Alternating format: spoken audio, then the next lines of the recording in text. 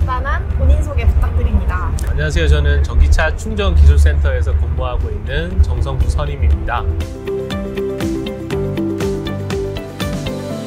그래서 전기차를 구매하시는 분들은 전부 보조금을 받을 수 있는 것인지가 조금 궁금합니다. 관련해서는 이제 정부에서 나오는 보조금이 있고 사시는 지역에 따른 지역 지자체에서 보조금이 따로 또 매칭이 되어 있습니다. 그래서 그러한 다양한 정보들은 그 무공해차 통합 누리집이라고 해서 ev.or.kr이라는 사이트가 있는데 그쪽에 접속을 하시면은 현재 전기차 종류는 어떤 것들이 있는지, 그리고 구매할 때 관련 보조금들은 어떤 현황들이 있는지 파악하실 수가 있습니다. 아이오닉 5에 들어가 있는 배터리가 대략 한 60에서 70kWh 정도 될 겁니다. 그랬을 때 0%에서 100% 완충까지 했을 때 완소 충전기는 대략 한 7시간 정도가 소요가 될 것이고요. 이제 요즘 나오는 이제 급속 충전기로 하면은 대략 한 30분에서 40분 정도. 그리고 최근에 고속도로를 가시다 보면은 초급속 전기차 충전기라는 걸 있습니다. 그런 걸로 충전하시면은 대략 20분 내외로 다 충전이 완료되고 있습니다. 전기차 충전기를 주유소처럼 쉽게 찾기는 솔직히 조금 어렵다 생각을 하거든요. 이거에 대한 뭐 팁이나 뭐 관련된 찾는 방법이 따로 있을까요? 스마트폰의 앱을 활용하시면은 현재 내 주위에 충전소는 어디가 있는지, 그다음에 그 충전소에서도 실제 사용하고 있는지, 또는 이제 고객이 사용하고 있을 때 얼마 정도 남았는지에 대한 정보도 다양하게 접할 수 있기 때문에 그런 충전소의 위치라든지 사용에 대해서는 크게 염려 안 하셔도 될 것 같습니다. 충전을 하고 나서 고속도로를 달리다가 사실 불가피하게 방전이 되는 경우도 종종 있잖아요. 그랬을 때는 어떻게 대처를 해야 할까요? 네, 일반적으로 차량에서 제공해주는 정보로 따졌을 때 0%가 되더라도 바로 차가 멈추진 않습니다. 일정 거리 이상은 갈 수 있게 차량 내부적으로 다 보완이 되어 있습니다만은 혹시나 그 이상 갔을 때 차가 더 이상 움직이지 못할 정도가 되면은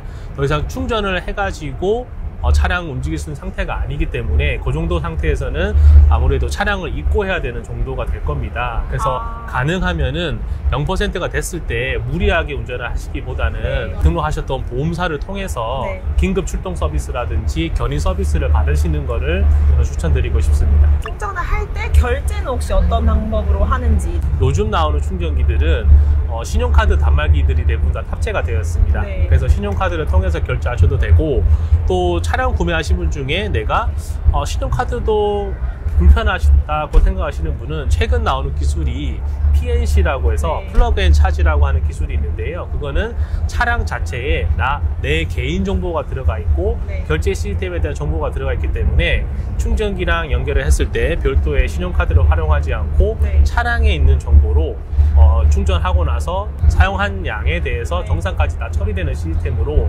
이제 그런 식으로 많이 바뀌고 있습니다.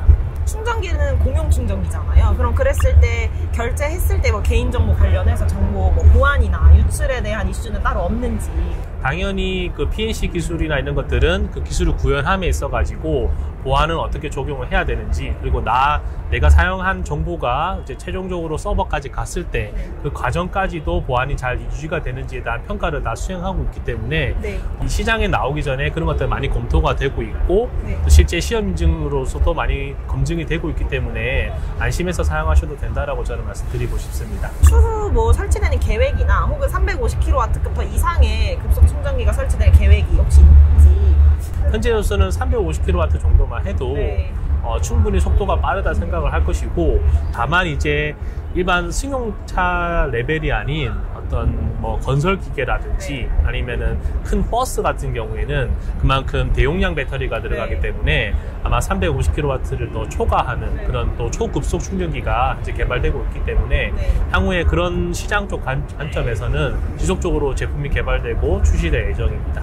급속 충전을 하면 사실 배터리 수명이 단축된다라는 게 조금 많이 알려 있잖아요. 뭐 여기서 제가 100% 문제가 없다라고 말씀드리는 건 어려울 것 같고요. 아무래도 이제 충전 속도가 빠르고 그만큼 대전력이 들어가기 때문에 배터리에 무리가 조금 가는 건 사실입니다.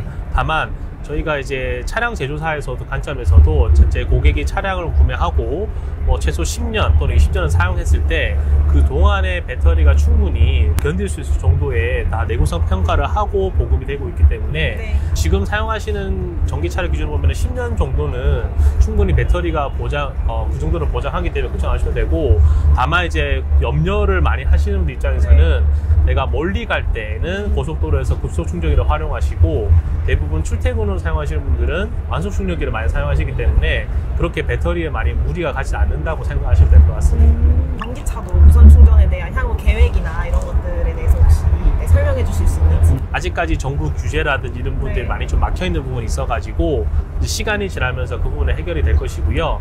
제가 볼 때는 지금 이미 기술 개발은 어느 정도 완료가 되었고, 이제 그게 시장에 보급이 되었을 때 이제 국민들 입장에서 한번 경험해 보실 수 있고, 아, 이게 정말 편리하구나 그게 느끼시게 되면은 아마 기존에 있는 유선 충전기보다는 무선 충전기 시장이 훨씬 더 밝지 않을까 예상하고 있습니다. 마지막 질문이 하나 남았는데요. 저 뒤에 보시면 이렇게 큰 그림이 있거든요. 전기차를 기준으로 다양한 분류에 대해서 뭔가 그림이 있는데 이거에 대해 간단히 설명해 주실 수 있을까요? 네, 저희 KTC는 이름에서 알다시피 어떤 특정한 한 분야에 대한 시험 인증을 하는 것이 아니라 종합 시험 인증 기관으로서 다양한 업무를 수행하고 있습니다. 실제 여기서 전기 자동차를 예로 들게 되면은 기존에 있던 내연기관차의 어떤 기계에 대한 베이스였다면은 전기차는 보시는 것처럼 자율주행, 전장, 반도체, 모터, 배터리, 그 다음에 신재생 에너지까지 다양한 어떤 그 종합적인 기술들이 다 반영이 되어 있습니다. 그러다 보니까 저희가 실제 잘할 수 있는 분야들을 다 취합하다 보면은 여기 보시는 그림처럼 이 디지털화, 융복합화, 그린화와 같이 세 가지 카테고리로 해서 제가 시험 인증 산업을 현재 또 개발도 하고, 그 다음에 실제 고객들한테 제공하고 있고요. 이게 이제 기본 토대가 되어서 향후에는 수소차라든지 드론, 로봇까지 확장할 수 있는 형태로 종합시험 인증을 저희가 제공할 예정입니다. 네, 감사합니다. 네, 이상으로 인터뷰 마치겠습니다. 전기차 충전 기술센터의 정성보 산인님이었고요. 전기차 충전 기술센터의 조지민이었습니다. 감사합니다. 감사합니다.